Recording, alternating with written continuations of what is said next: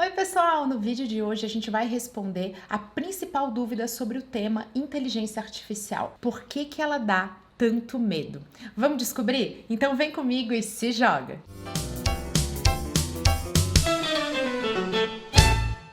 Antes de começar esse conteúdo, eu faço um convite. Se inscreve aqui no canal para ficar sempre por dentro dos nossos conteúdos. É grátis, não tem glúten e faz bem. Eu concluí recentemente uma pós-graduação de inteligência artificial para negócios no MIT. Tá aqui o meu diploma. Tive nos Estados Unidos, visitei um monte de empresa que atuam nessa área. Lá no meu perfil do Instagram, @CamilaRenault, eu fiz uma pergunta para os meus seguidores. Quais são as dúvidas que vocês têm sobre isso para que a gente poder gravar um vídeo especial aqui para o canal?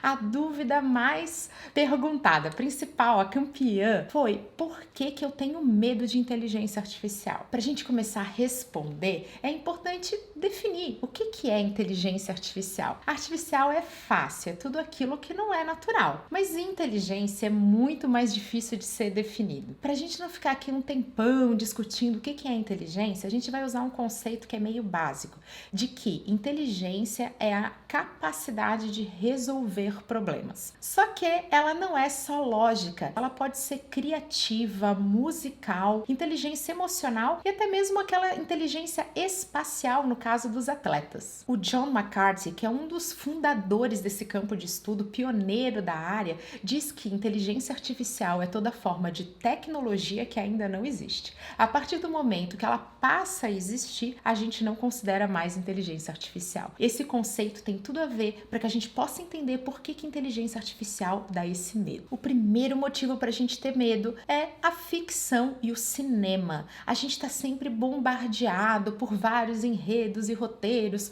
onde as máquinas são seres malignos que estão aqui na Terra para nos dominar. Como a arte imita a vida, o cinema traz um pouquinho desse medo natural que a gente tem. O conceito de singularidade está envolvido com um pouquinho desse medo. Singularidade diz respeito àquele momento que nós teremos inteligências artificiais tão avançadas que elas serão capazes de se aprimorar e também de criarem novas inteligências artificiais muito avançadas capazes de se aprimorar. Isso significaria o fim da sociedade como a gente imagina. Esse é um conceito até mesmo filosófico, mas que sim, existem formadores de opinião da área de inteligência artificial que acreditam que isso deve acontecer nos próximos 30 anos. Quando a gente pensa nesse período tão breve, né, e a gente lembra daquela referência que a gente tem do cinema de máquinas super inteligentes e geralmente malvadas, isso aumenta esse nosso medo, essa nossa apreensão a respeito de todo esse cenário. Mas um pouquinho em contraponto com o cinema, de tudo que vai falar de ficção, é importante entender o momento que a gente está vivendo, né?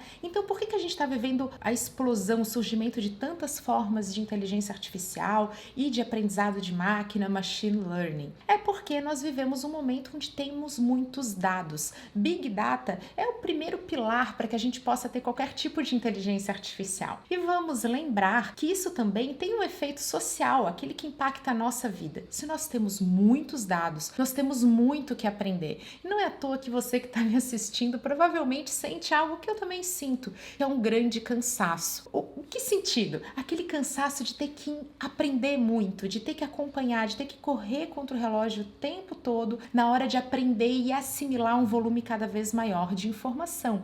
Inteligência artificial, claro, depende de um alto volume de dados, mas esse volume de dados leva o ser humano a ter uma curiosidade, procurar formas de lidar melhor com esse alto volume de informação. Ok, eu não consigo lidar, mas eu vou criar algo, uma tecnologia que vai me ajudar a lidar com isso. E aí, onde é que eu fico? Esse também é um fator que nos ajuda a ter um pouquinho mais de receio, essa apreensão quando a gente fala a respeito de inteligência artificial.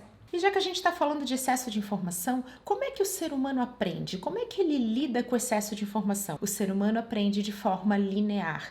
Ele não consegue fazer muitas coisas ao mesmo tempo. A gente tem que focar naquilo que a gente quer aprender e aí caminhando passo a passo. Aprender uma coisa, vai para outra. Já a máquina tem uma forma totalmente diferente. Ela aprende de forma exponencial. Ela consegue trabalhar com um grande volume de dados ao mesmo tempo. E a gente já viu no outro vídeo sobre machine learning em aprendizado de máquina, que isso é bastante diferente do que a gente tem para o ser humano, mas cria uma diferença, um modelo muito distinto do que a gente é. E essa diferença também faz com que a gente tenha mais receio de todo esse cenário. E se máquinas, softwares, robôs e seres humanos são tão diferentes na hora de aprender e de utilizar essa forma de inteligência, lá daquele conceito que a gente viu no começo do vídeo, é natural que se configure o nosso cenário desse momento, que é o quê? Um mercado de incerteza.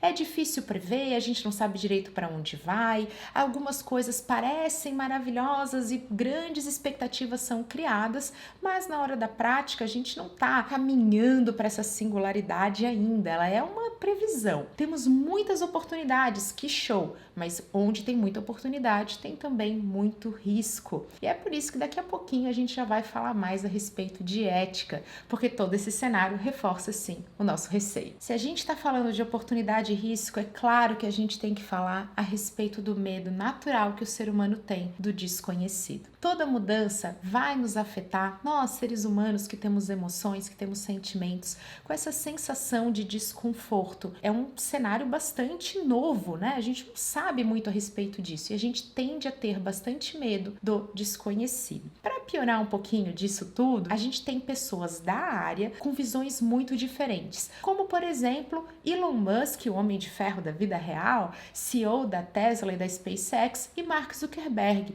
CEO do Facebook e também proprietário do Instagram e do WhatsApp. Elon Musk, que ele diz, gente, nós vamos ter máquinas acabando com o emprego, a gente vai ter máquinas muito inteligentes, a singularidade vai ser alcançada, uma visão extremamente de longo prazo. Então, se ela está focada no longo prazo, ela traz um debate muito ligado à parte ética, e nós temos que discutir ética, a gente discute muito pouco. E se a gente discute muito pouco, isso é uma preocupação, aumenta o nosso medo. Mas nós também temos a visão do próprio Mark Zuckerberg, que é o quê? Mais prática, ele está olhando para o momento agora, não é a longo prazo, é curto prazo, em que ele diz, olha, inteligência artificial hoje é utilizado para, por exemplo, as marcações das fotos no Facebook. Isso não é nada maligno, a gente gosta, isso vai nos ajudar, então não fiquem tão alarmados. Claro, é uma visão a curto prazo, então não temos tanto essa preocupação com conceitos como o da singularidade e nem uma discussão ética tão exacerbada. Mas, de forma geral,